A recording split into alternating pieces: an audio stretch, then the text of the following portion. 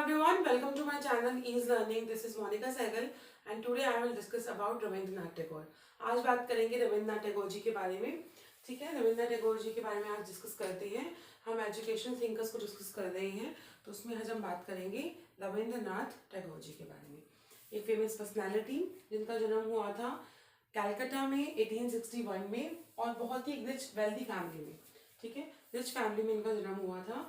Early education जो थी इनकी, इन्होंने घर से ही ली और बाद में जाके यूनिवर्सिटी ज्वाइन की in England for further studies. लेकिन बाद में 1880s के आसपास इनके फादर ने इन्हें वापस बुला लिया.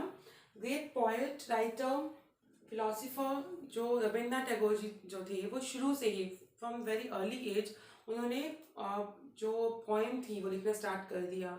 शॉर्ट स्टोरीज, एस्से, ये बहुत जल्दी स्टार्ट कर दिया था. तो बहुत ही अच्छे great poet, writer, philosopher, wrote novels, short stories, dramas and essay. ये इनके बारे में एक फीचर कहेंगे कि ये ऐसा भी करते थे.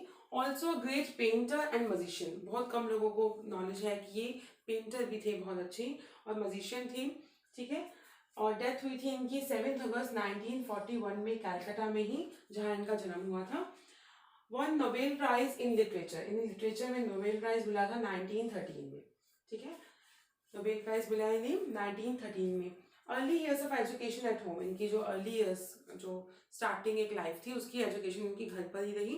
बाद में यूनिवर्सिटी ज्वाइन की इंग्लैंड में, लेकिन वो ज़्यादा कंटिन्यू ना करके वापस आ गए थे.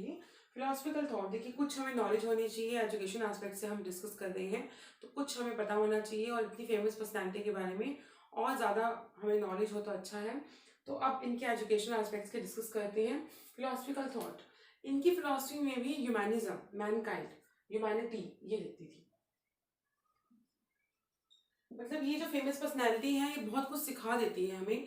जो वैल्यूज आज कम होती जा रही हैं, वो चीज़ें उन पर्सनैलिटी में थी, तभी वो फेमस भी थे. और एक प्योर सोल जिसे कहेंगे. फिलोसफी ऑफ ह्यूमैनिज्म, मैनकाइंड की बात की. यूनिवर्सल कल्चर की बात की.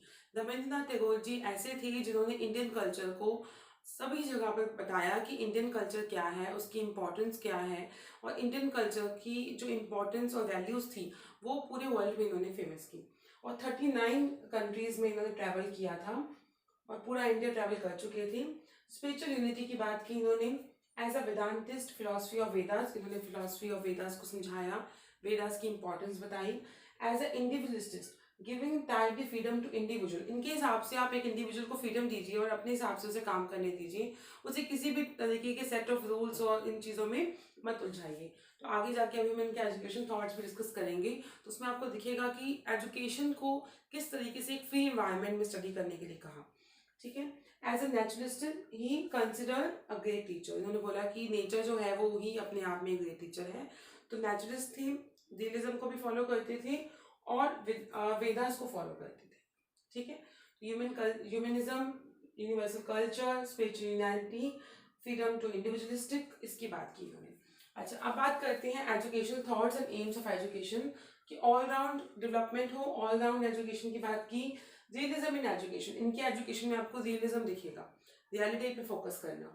स्पिरिचुअल डेवलपमेंट की बात की, क्योंकि जो भी लोग वेदास को स्टडी करेंगे तो ऑटोमेटिकली स्पिरिचुअल डेवलपमेंट की बात वो करेंगे, क्योंकि जब वेदास को आप स्टडी करते हैं तो स्पिरिचुअली आपका एस्पेक्ट आपके लाइफ में, आपकी पर्सनैलिटी में आ जाता है. तो स्पिरिचुअल डेवलपमेंट की बात भी वो करेंगे.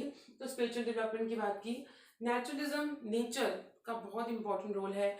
नेचर में कैसे स्टडी की जाती है, जैसे विश्व भारती में जब ये देखा था इन्होंने, अभी शांति निकेतन को भी डिस्कस करेंगे, कि एक ओपन इन्वायरमेंट है, नेचर में आपकी क्लास लग रही है, कोई फिक्स्ड एक रूम नहीं है जहाँ पे क्लास होगी, ब्लैक बोर्ड नहीं है.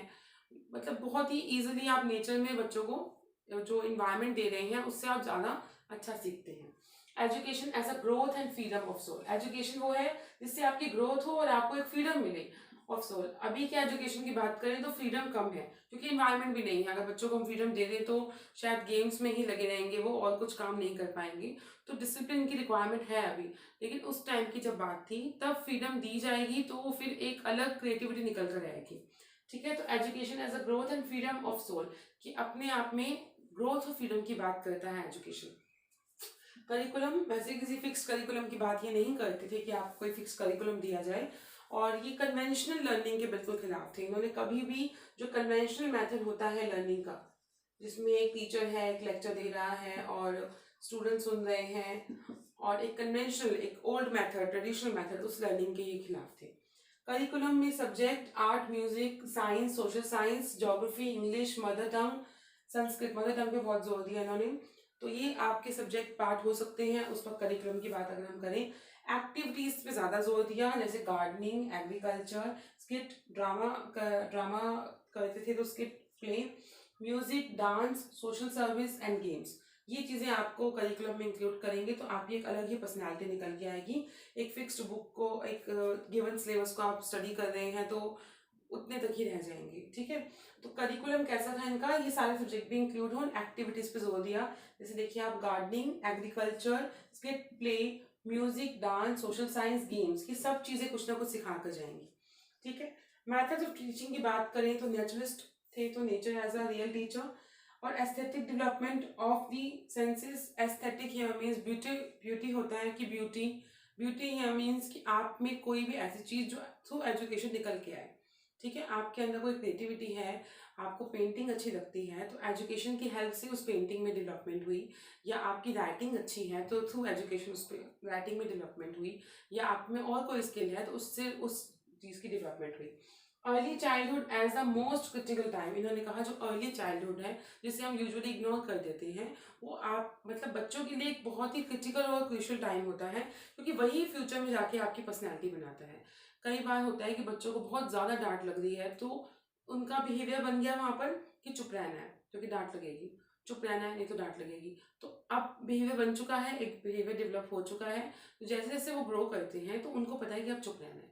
और कुछ आपने देखा होगा कि कुछ रिच पीपल के एग्जाम्पल ले सकते हैं हम, जैसे जो रिच हैं उनके बच्चों को अगर ज़्यादा फ्रीडम है किसी भी चीज़ में, किसी भी रिक्वायरमेंट में, जो भी उन्हें चाहिए वो मिल गया, तो उन्हें वैल्यू कम आई उस चीज़ की, तो उनमें वेस्टेज या उनमें उस चीज़ की वैल्यू नहीं है, तो वो उनकी बॉडी लैंग्वेज में या उनके बिहेवियर में दिखेगा।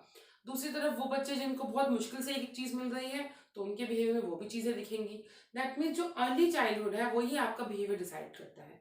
तो आप अर्ली चाइल्डहुड को ज़्यादा इंपॉर्टेंस दीजिए रविन्द्रनाथ टैगोर के हिसाब से, कि ड्यूरिंग टीचिंग तो आप उस वक्त बहुत ही मासूम होते हैं बच्चे, उन्हें बहुत ही प्यार से, पेशेंस से ट्रीट किया जाए ताकि उनके बिहेवियर में कोई पर्टिकुलर चीज़ रह ना जाए कि वो एक पर्टिकुलर एस्पेक्ट की तरफ उनका बिहेवियर जाना है, ठीक है। तो early childhood as a most critical time for developing empathy and ability to connect one surrounding.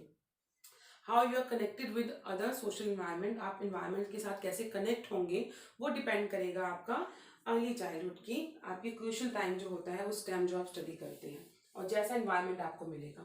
Shanti Niketan इन्होंने 1863 में इस्टेब्लिश किया। शांति निकेतन एक ऐसा इन्वायरमेंट था, वहाँ पर ऐसी जगह थी जहाँ पे बिल्कुल ओपन एयर क्लासेस हैं, बच्चे आराम से बैठे हैं, नेचर में स्टडी हो रही है। तो इन ये कन्वेंशनल लर्निंग के खिलाफ थे। तो शांति निकेतन आपके क्वेश्चन का पार्ट भी है, मैच द फॉलोइंग टाइप के क्वेश्चन में शांति निकेतन, तो आपको मैच करना है कि रविन्द्रनाथ टैगोर जी का है। तो शांति निकेतन जहाँ पे स्पिरिचुअल ट्रेनिंग दी जा रही है स्टूडेंट्स को, प्रोवाइडिंग एटमॉस्फेयर टू फ्रीडम, ऐसा एटमॉस्फेयर भी दिया कि आपको फ्रीडम फील हो, to make them aware of natural surroundings, impart knowledge through mother tongue, mother tongue पे बहुत फोकस किया इन्होंने कहा हमारा इंडिया ही अपने आप में इतनी एक वाइड कंसेप्ट है कि हमें इसको भी स्टडी कर लें, इसके कल्चर को भी स्टडी कर लें तो भी बहुत बड़ी बात है। तो उसी कल्चर को उन्होंने आगे जाके लेके गए और वर्ल्ड वाइड इसे फैलाया और समझाया कि हमारे इंडिया की क्या इंपॉर्टेंस है। मेजर वर्क्स जो आपके लिए इम्पॉर्टेंट हैं, आपके एजुकेशन पेपर में आ सकते हैं और आए भी हैं। गीतांजलि, जिसके लिए उन्हें प्राइज भी मिला 1930 में, नोबेल प्राइज मिला था लिटरेचर में, ठीक है। और उसके बाद है शिक्षा और आपका हल्फर, जो एक आर एजुकेशन एक बुक थी। तपोवन फॉरेस्ट कॉलोनी के लिए थी, जिसमें फॉरेस्ट के बारे में बताया हुआ था, तपोवन। और उसके बाद स्त्री शिक्षा वुमेन एजुकेशन के लिए थी, स्त्री शिक्षा, हिंदी में स्त्री लिख सकते हैं तो आपको याद रहेगा, स्त्री शिक्षा। माई स्कूल, कैसा होगा मेरा स्कूल, जो इसमें नेचर को समझाया हुआ था। शिक्षा विकरण, जिसमें डिफ्यूजन ऑफ एजुकेशन, कैसे एजुकेशन को डिफ्यूजन होता है, ठीक है। उसके बाद था आपका बोधन साधना, एजुकेशन ऑफ द फीलिंग। शिक्षार मिलन, जिसमें the meeting of the culture, इसमें कल्चरल वैल्यूज को समझाया हुआ था। तो सबसे फेमस तो है गीतांजलि। ठीक है। फिर तपोवन, तपोवन आप याद कर सकते हैं। माई स्कूल, जिसमें स्कूल को बताया। फिर आपका था शिक्षार मिलन, जिसमें फीलिंग्स को बताया था, कल्चरल वैल्यू को। और शिक्षा विकिरण, विकिरण जिसमें डिफ्यूजन ऑफ एजुकेशन। ठीक है, तो इम्पोर्टेंट जो है उसी को मेंशन किया गया है। तो रविन्द्रनाथ टैगोर के अगर बारे में हम ओवरऑल कंसेप्ट की बात करें तो नेचुरलिस्ट थे, रियलिस्टिक वर्ल्ड पे बिलीव करते थे, नेचर से स्टडी करना, कन्वेंशनल लर्निंग को फोकस ना करना। और इनके जो अर्ली चाइल्डहुड और जो इनका टाइम पीरियड था, इन्होंने as a poet, philosopher, writer, short essay और short stories, drama, painter, musician, इन सब में इनका टाइम पीरियड रहा। और एजुकेशन एस्पेक्ट्स के लिए इन्होंने इंडियन कल्चर पे बहुत फोकस किया, मदर टंग में स्टडी करना है इस पे फोकस किया था। मेथड्स ऑफ टीचिंग आपके नेचर में होनी चाहिए, टीचर भी आपको एक गाइड करे और आप खुद से स्टडी करें, आपको फ्रीडम मिलनी चाहिए अल्टीमेटली। ठीक है, तो ये आपकी सारी थी मेजर वर्क में। आपने गीतांजलि, तपोवन, माई स्कूल, ये सब याद रखना है। तो आई होप आपको सेशंस अच्छे लग रहे हैं और आपके थिंकर्स के टॉपिक भी खत्म होते जा रहे हैं हमारे साथ साथ। तो अगर आपको वीडियोस हेल्पफुल लग रही हैं तो please like, share and comment. And जो नए हैं चैनल के साथ वो प्लीज़ सब्सक्राइब कीजिए चैनल को। And do not forget to hit the bell icon for latest update. Thank you.